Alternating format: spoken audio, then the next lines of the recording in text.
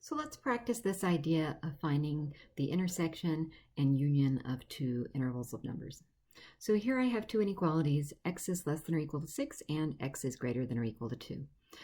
The and means that I'm looking at an intersection of the two intervals.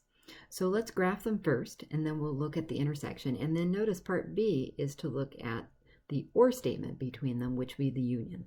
So let's graph the individual statements first. If x is less than 6, and it could be equal to 6, then at 6 I would have a bracket, and because I'm less than, I would shade below. And then if I have x is greater or equal to 2, I would be going above 2 and be equal to it potentially. So I use a bracket and shade above. And then the intersection, remember and means intersection, would be what they have in common. Well, if you look closely, part of what they have in common is the values in between 2 and 6. So right in there where I see the orange. So between 2 and 6, I would have shading. And then I want to go ahead and include the 2 because of the bracket and the 6 by using brackets in my new picture. The solution set would therefore be bracket 2, 6, close bracket. So the interval from 2 to 6, all numbers in between there, including the endpoints of 2 and 6.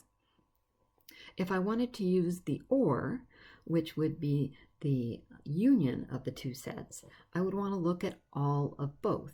Now, all of the first one means I go all the way from negative infinity up to 6, and then the other set picks up midway and keeps going all the way up to infinity. So actually, the entire number line is covered when I look at the union of these two sets. So that would be a solution set of negative infinity to infinity for that compound inequality. So the intersection generally gives you a smaller set than what you started with of either of the two, whereas the union could actually expand out, in this case, give you all real numbers. Here's another example with an and or statement. Actually, there's a typo here. There should have been an and right here. So x is less than or equal to -4 and x is less than -3. So we've got two sets there. We're going to look at their intersection because of the and their union because of the or. So let's take a look at first the graphs of the individual sets. So starting with x is less than or equal to -4. Because it's less than or equal, I'm going to use a bracket at the -4, which I accidentally graphed at +4. Let me try that again. So graphing at -4, and I want to be less than that, so I'm shading below. And if I want to look at x is less than -3, that would be an open parentheses and then shading to the left. So what I have here are the two sets individually graphed. If I want to look at their intersection, I'm only looking at what they have in common, and that's actually from -4 on down, because what they have in common is where you have overlapping right here, but that stops at -4.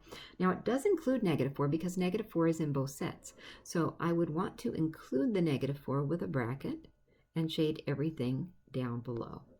So my solution set interval notation will be negative infinity to -4, including the -4. Now, if I wanted to look at the union of the two sets because of the or statement in part D, I would want to look at everything including both. So I wouldn't just take what they have in common, but I would want to include anything extra from either of the sets, which takes us all the way to -3, which is what the second one had. So we would be going from negative infinity up to -3, but because this second set didn't include the -3, I would use a parenthesis to exclude it as well. So I would be going from -3 on down below, so negative infinity to -3, excluding the -3.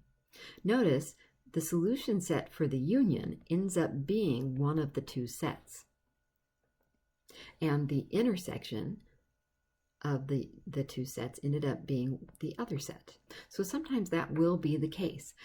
This is the case when one set is entirely contained within the other. So our first set x is less than or equal to -4 was entirely contained within the second set of x is less than -3. You'll always see this kind of relationship with the intersection union when that's the case.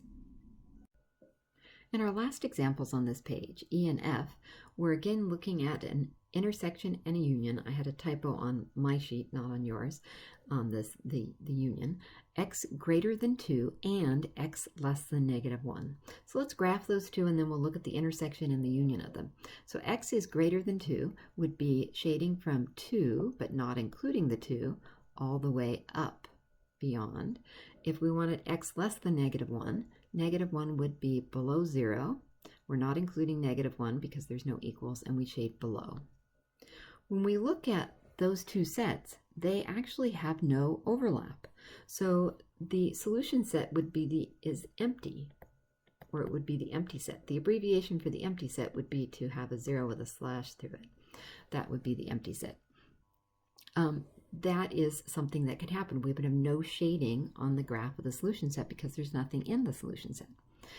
The union, though, would be all of both sets. So that would actually be both of these kind of drawn together.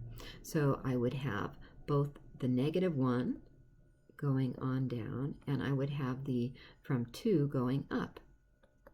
So I would have two sets on the number line shaded in. Now, we actually have a break in between them, but two sets. So this would be a solution set from -infinity to a -1. Oops, I actually graphed to -3, I can see now.